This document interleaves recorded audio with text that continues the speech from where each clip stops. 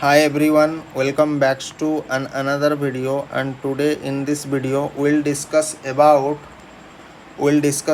G protein coupled receptor. Okay, so previous lecture में हमने क्या देखा था? प्रीवियस लेक्चर में हमने जनरली ये बात किया था कि GPCR जो भी अपना जो सिग्नलिंग जो करता है, मतलब GPCR जो अपना जो ड्रग GPCR में अपना एक्शन देते हैं वो जनरली कैसे देते हैं। तो मैंने प्रीवियस क्लास में ये बताया था कि आपका जो ड्रग होता है, ठीक है, आपका जो ड्रग होता है वो क्या करता है, बाइंड करता है GPCR के साथ, ऐसा कुछ बताया था। एंड GPCR के साथ जब बाइंड करता है तो वो एक्टिवेटेड होता है जी प्रोटीन, जी स्टिमुलेटरी अल्फा प्रोटीन जो होता है वो एक्टिवेटेड हो जाता है। एक्टिवेटेड होने के बाद वो एडेनिलिल साइक्लेज पाथवे, एडेनिलिल साइक्लेज के माध्यम से होता है। एक्चुअली एडेनिलिल साइक्लेज एक एंजाइम होता है, लेकिन इसे हम पाथवे क्यों कहते हैं? क्योंकि ये इसी पैटर्न में आता है, ठीक है, ये पाथ में आता है, इसलिए इसको एडेनिलिल साइक्लेज पाथवे बोला जाता है। नाउ एडेनिलिल साइक्लेज एक एंजाइम है, ठीक है, क्योंकि इसके सफिक्स में ACR आ रहा है, ठीक है। नाउ उसके बाद एडेनिल साइक्लेज क्या करेगा, CMP का प्रोडक्शन कर देगा, ठीक है, CMP को प्रोड्यूस करेगा। नाउ आपका जो CMP होता है ये वो क्या करेगा, ये डिफरेंट सेल में CMP का कंसंट्रेशन बढ़ जाएगा। नाउ जब इंट्रासेलुलर CMP बढ़ जाएगा तो ये क्या करेगा, ये आपका प्रोटीन काइनेज एंजाइम को एक्टिवेट कर देगा, ठीक है, मतलब प्रोटीन काइनेज एंजाइम यहाँ पर आ जाएगा। नाउ प्रोटीन काइनेज एंजाइम क्या करेगा, उसके बाद फॉस्फोराइलेशन करेगा, ठीक है। फॉस्फोराइलेशन मतलब addition of a phosphate group, ये मैंने प्रीवियस क्लास में ऑलरेडी पढ़ाया था, ठीक है। तो फॉस्फोराइलेशन क्या होगा, बॉडी के डिफरेंट सेल में होगा, डिफरेंट ऑर्गन में होगा। तो हार्ट में हमने बेसिकली क्या पढ़ा था, आपका कंडक्टिविटी एंड कॉन्ट्रैक्टिबिलिटी पढ़ा था। उसी तरह से स्मूथ मसल में हमने क्या इफेक्ट देखा था, रिलैक्सेशन इफेक्ट देखा था। उसी तरह से लीवर में हमने क्या देखा था, ग्लाइकोजेनोलाइसिस देखा था। एंड एडिपोज टिश्यू में हमने क्या देखा था, लिपोलाइसिस देखा था, ठीक है। तो ये प्रीवियस लेक्चर को मैं थोड़ा आपको रिमाइंड कर दे रहा हूँ। सो आज हम देखेंगे स्मूथ मसल कैसे रिलैक्सेशन होता है, ठीक है, आज का टॉपिक यही है। तो हम यही से आज का लेक्चर को स्टार्ट करेंगे, करेक्ट। नाउ सो देखो, यहाँ पर हम हेडिंग देते हैं mechanism of a smooth muscle relaxation, mechanism of a smooth muscle relaxation, correct. Now smooth muscle जो रिलैक्सेशन होता है वो 3 प्रोसेस से नॉर्मली होता है। तो पहला वाला जो आपका होता है वो आपका होता है inhibition of a myosin light chain kinase, ठीक है, इसको बोला जाता है शॉर्ट फॉर्म में MLCK बोला जाता है, ठीक है। नाउ ये जो inhibition of myosin light chain kinase कैसे होता है, तो आपका जो मायोसिन लाइट चेन काइनेज जो होता है वो क्या करेगा, वो फॉस्फोराइलेशन कर देगा, फॉस्फोराइलेशन किसको करेगा, मायोसिन लाइट चेन को फॉस्फोराइलेट करेगा। नाउ ये जो मायोसिन लाइट चेन जो होता है ये फर्दर क्या करेगा, एनाबल कर देगा, किसको एनाबल करेगा, actin myosin cross bridge formation, ठीक है, क्रॉस ब्रिज फॉर्मेशन ये कर देगा। कौन करेगा, MLC करेगा। एंड जब भी आपका actin myosin cross bridge formation होता है, हमेशा याद रखो तब कंट्रैक्शन होता है, लेकिन कंट्रैक्शन होने के लिए actin myosin cross bridge formation जितना इम्पोर्टेंट नहीं है, उससे ज़्यादा इम्पोर्टेंट आपका फॉस्फोराइलेशन। मैं आगे चल करके बताऊंगा, ठीक है, कॉन्ट्रैक्शन कैसे होता है, ठीक है। नाउ एक तो पता चल गया कि कॉन्ट्रैक्शन तभी होगा जब फॉस्फोराइलेशन होगा, करेक्ट। नाउ हमें जनरली क्या चाहिए, जनरली स्मूथ मसल का हमने रिलैक्सेशन टॉपिक पढ़ रहे थे, लेकिन यहाँ पर तो कॉन्ट्रैक्शन आ रहा है। तो कॉन्ट्रैक्शन किसके कारण आ रहा है, MLC के कारण आ रहा है। तो अगर मैं इस MLCK को अगर इनहिबिट कर दूंगा तो मेरा काम बन जाएगा। बोलो मेरा काम बन जाएगा कि नहीं बन जाएगा? तो मैं अब क्या करूँगा, यहाँ पर एक एंजाइम इम्पोर्टेंट रोल प्ले करता है जिसको बोला जाता है प्रोटीन काइनेज ए एंजाइम। ठीक है, जिसको क्या बोला जाएगा, प्रोटीन काइनेज ए एंजाइम। ना ये प्रोटीन काइनेज एंजाइम क्या करेगा, इनहिबिट कर देगा। ठीक है, इनहिबिट कर देगा किसको, MLCK को इनहिबिट कर देगा। ना जैसे ही MLCK इनहिबिट हो जाएगा, मुझे बताओ MLCK क्या कर रहा था, फॉस्फोराइलेशन कर रहा था। नाउ इनहिबिट जब हो जाएगा तो फॉस्फोराइलेशन नहीं होगा, मतलब डीफॉस्फोराइलेशन होगा, डीफॉस्फोराइलेशन होगा। नाउ डीफॉस्फोराइलेशन जैसे ही होगा मतलब फॉस्फेट ग्रुप का एडिशन नहीं होगा। नाउ उसके कारण हमें क्या मिलेगा, लेस कंट्रैक्शन इफेक्ट देखने को मिलेगा।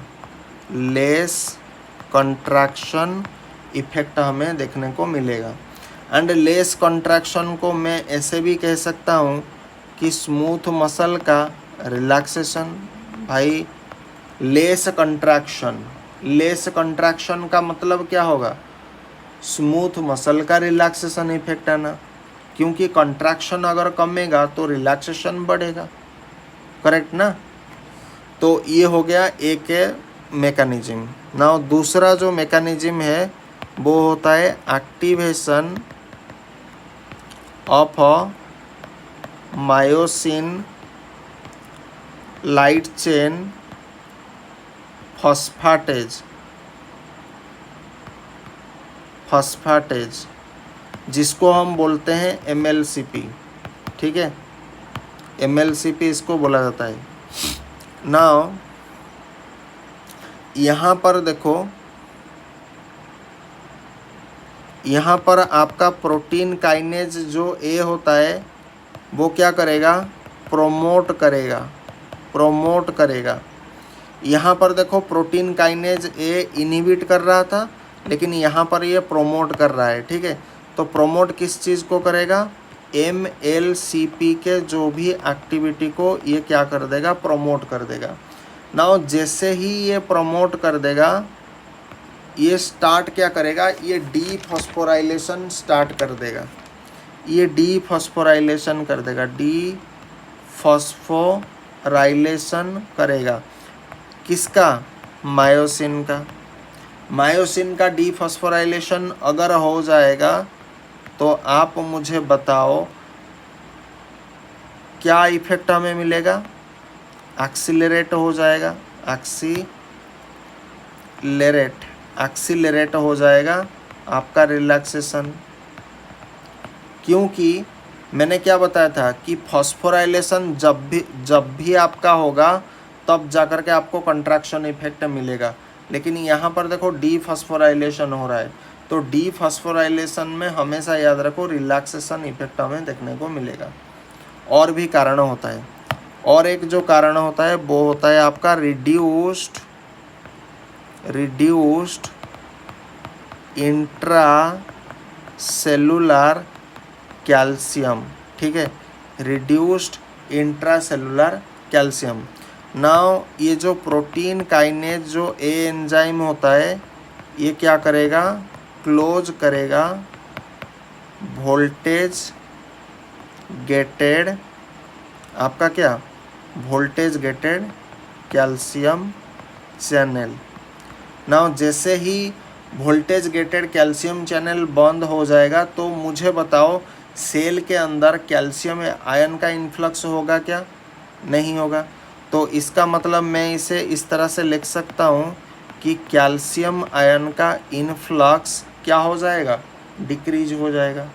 सो जैसे ही कैल्शियम आयन का इन्फ्लक्स डिक्रीज हो जाएगा तो हमें क्या इफेक्ट देखने को मिलेगा, हाइपर पोलराइजेशन इफेक्ट देखने को मिलेगा। और एक बात, यही प्रोटीन काइनेज जो एक एंजाइम होता है, एट द सेम टाइम ये क्या करेगा, ओपन कर देगा, किसको ओपन करेगा, पोटासियम चैनल को ओपन करेगा। ना पोटासियम चैनल जैसे ही ओपन होगा तो पोटासियम आयन का जो भी क्या सेल से बाहर जाना शुरू कर देगा। एंड पोटासियम चैनल जैसे ही ओपन होगा तो पोटासियम आयन का ई फ्लक्स हो जाएगा। ई फ्लक्स मतलब सेल से बाहर चला जाएगा। बाहर चला जाने से हाइपर पोलराइजेशन ऑफ सेल हो जाएगा। ठीक है, सेल अंदर से हाइपर पोलराइजेशन हो जाएगा, करेक्ट। और एक होता है आपका प्रोटीन काइनेज जो ए होता है वो एनहांसेस कर देता है, एनहांस कर देता है कैल्शियम का सिक्विस्ट्रेशन को। ठीक है, कैल्शियम सिक्विस्ट्रेशन इनटू सार्कोप्लाज्मिक रेटिकुलम। ठीक है, कैल्शियम का सिक्विस्ट्रेशन मतलब कैल्शियम आयन आपका फिर से चला जाएगा सार्कोप्लाज्मिक रेटिकुलम के लिए। ठीक है, मतलब back into the sarcoplasmic reticulum where calcium is stored. तो आपका कैल्शियम स्टोर हो जाएगा कहाँ पर? सार्कोप्लाज्मिक रेटिकुलम में। तो इसी कंप्लीट प्रोसेस को बोला जाता है कैल्शियम का सिक्विस्ट्रेशन। ठीक है, नाउ ये जितने भी कलेक्टिवली एक्शन जो हो रहा है, ये जितने भी मतलब आपका फॉस्फोराइलेशन हो गया, आपका कैल्शियम का जो भी आयन मैंने जो बताया था, पोटासियम का जो भी मैंने ये जितने सारे बताया, ये ऑल कलेक्टिवली एक्शन जो होता है ये क्या करता है? Lead to smooth muscle relaxation. ये देखो ना, कैल्शियम का सिक्विस्ट्रेशन होने से क्या होगा? कैल्शियम जब सिक्विस्ट्रेशन हो जाएगा तो हमेशा याद रखो स्मूथ मसल का रिलैक्सेशन होगा। तो यहाँ पर रिलैक्सेशन हो रहा है एंड यहाँ पर जब सेल हाइपर पोलराइजेशन जब हो जाएगा वहाँ पर भी हमें रिलैक्सेशन इफेक्ट देखने को मिलेगा।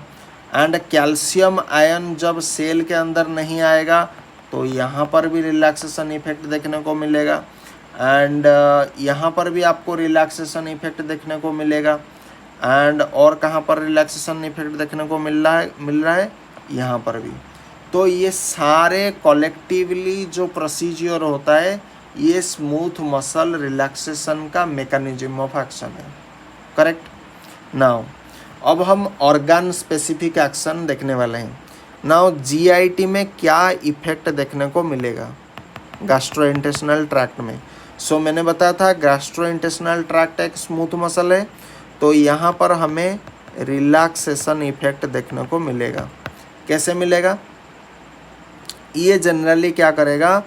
रिड्यूस कर देगा smooth muscle contraction, smooth muscle की कंट्रैक्शन को रिड्यूस कर देगा।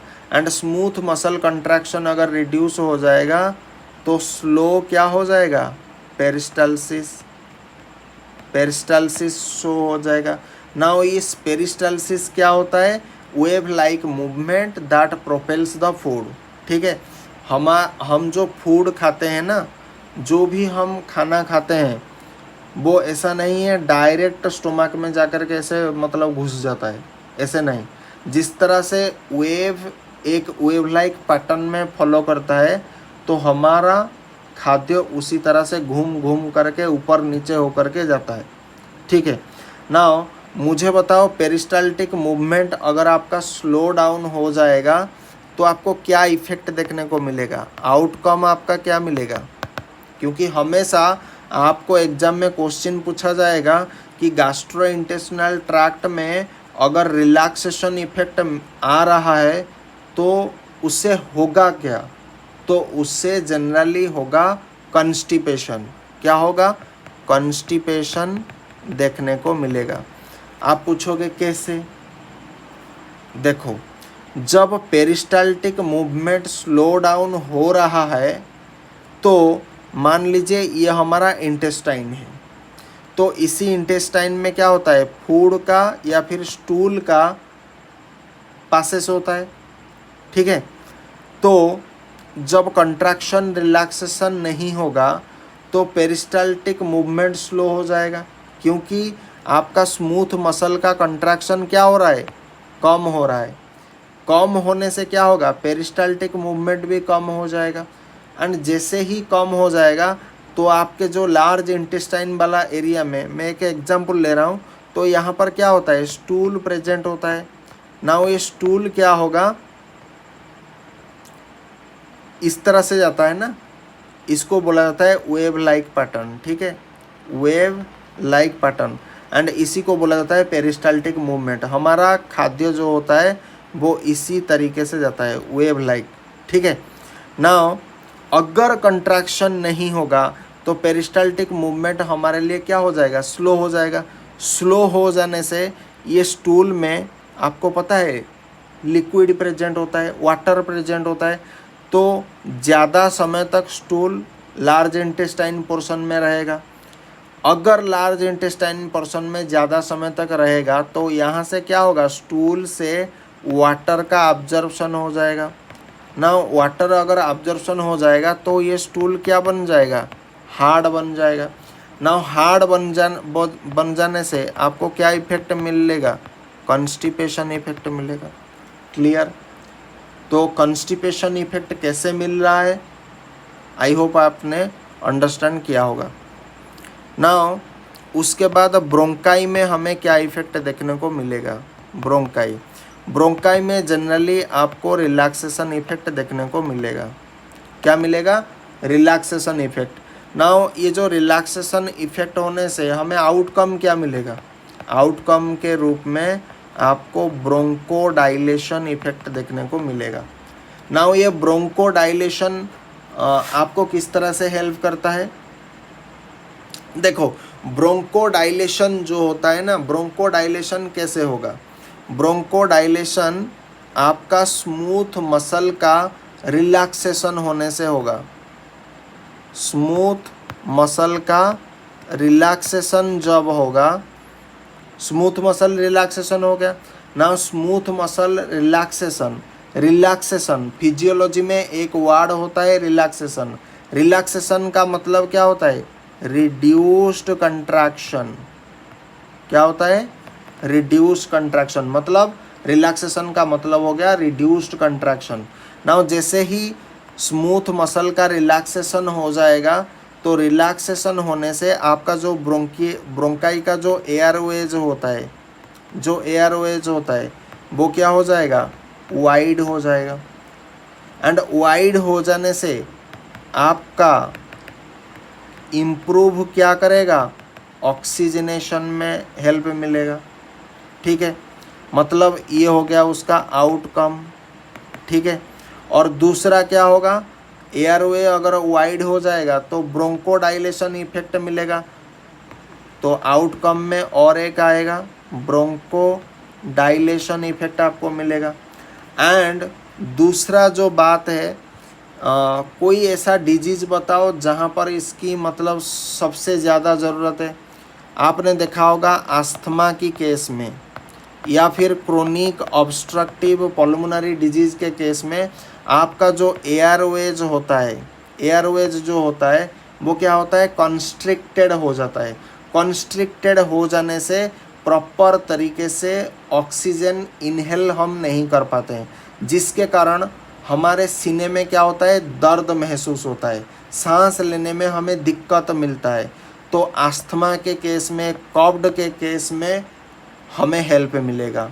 तो स्मूथ मसल का रिलैक्सेशन हो रहा है, रिलैक्सेशन होने से यहाँ पर जनरली क्या ड्रग यूज़ करा जाता है, सालब्यूटामॉल यूज़ किया जाता है। देखो एग्जाम्पल भी दे दिया, मतलब सालब्यूटामॉल आपका किसको फॉलो कर रहा है, एडेनिलिल साइक्लेज को फॉलो कर रहा है।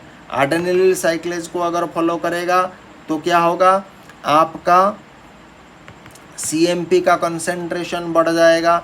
सीएमपी का कंसंट्रेशन बढ़ जाने से प्रोटीन काइनेज आएगा, प्रोटीन काइनेज आने से फॉस्फोराइलेशन होगा, फॉस्फोराइलेशन होने से आपका स्मूथ मसल का रिलैक्सेशन होगा, बेसिकली किसका, ब्रोंकाई का होगा ना। ब्रोंकाई का अगर स्मूथ मसल रिलैक्सेशन होगा तो आपको क्या इफेक्ट देखने को मिलेगा, ब्रोंकोडाइलेशन इफेक्ट मिलेगा। इसीलिए तो सर हम साल्ब्यूटामॉल यूज़ करते हैं ना, ऐसे ही थोड़ी हम यूज़ करते हैं। ठीक है, नाउ थर्ड नंबर पर हमारे पास जो टॉपिक है वो होता है यूटेरस। यूटेरस जो होता है वहाँ पर हमें क्या इफेक्ट देखने को मिलेगा? Reduced uterine contraction. अच्छा मुझे बताओ, यूटेराइन का कंट्रैक्शन हो जाने से क्या होगा? आपने देखा होगा जो प्री टर्म जो लेबर होता है, मतलब कोई प्रेग्नेंट लेडीज, उसका अभी गर्भ इतना परिपक्व नहीं है, अगर जल्दी लेबर पेन उसको आ जाएगा तो वो तो गर्भपात कर देगा। तो प्री मैच्योर बेबी फॉर्मेशन होने की बहुत बड़ा संभावना होता है। तो इस केस में क्या होगा? यूटेरस में रिलैक्सेशन इफेक्ट देखने को मिलेगा। नाउ ये रिलैक्सेशन इफेक्ट कैसे मिलेगा? रिड्यूस यूट्राइन कंट्रैक्शन, इस केस में रिड्यूस हो जाता है यूट्राइन का कंट्रैक्शन, क्योंकि यूट्राइन जब कंट्रैक्ट करेगा तभी तो जा कर के ये होगा ना, प्री मैच्योर बेबी बाहर आएगा। तो हमने क्या करा? रिड्यूस्ड यूट्राइन कंट्रैक्शन कर दिया। नाउ रिड्यूस यूट्राइन कंट्रैक्शन अगर होगा तो इसका आउटकम क्या होगा? Delay pre mature pre term labour, या फिर इसको हटा दो, ठीक है, डिले प्री टर्म लेबर, मतलब प्री टर्म लेबर जो होता है वो डिले हो जाएगा। वो अगर डिले हो जाएगा तो हमारा प्रॉब्लम सॉल्व हो जाएगा, करेक्ट ना? मतलब एक टाइम होता है, गर्भपात करने का एक टाइम होता है, जो पहले से अगर आपको लेबर पेन जब आना चाहिए तब आना चाहिए ना, लेबर पेन अगर पहले से आ जाएगा तो ये तो प्रॉब्लम हो जाएगा ना। तो इसके लिए हम क्या करते हैं? टॉरब्यूटालिन यूज़ करते हैं। टॉरब्यूटालिन ये क्या होता है? बीटा-2 एगोनिस्ट होता है, टॉरब्यूटालिन यूज़ करते हैं, ठीक है। तो I hope this lecture clear all your doubt regarding how GPCR work through adenylyl cyclase pathway. If any doubt, please do let mention in the comment section below. I'll see you guys in tomorrow upcoming lecture. Till then, bye bye. Thank you. Jai Hind. Bande Mataram. Thanks for watching.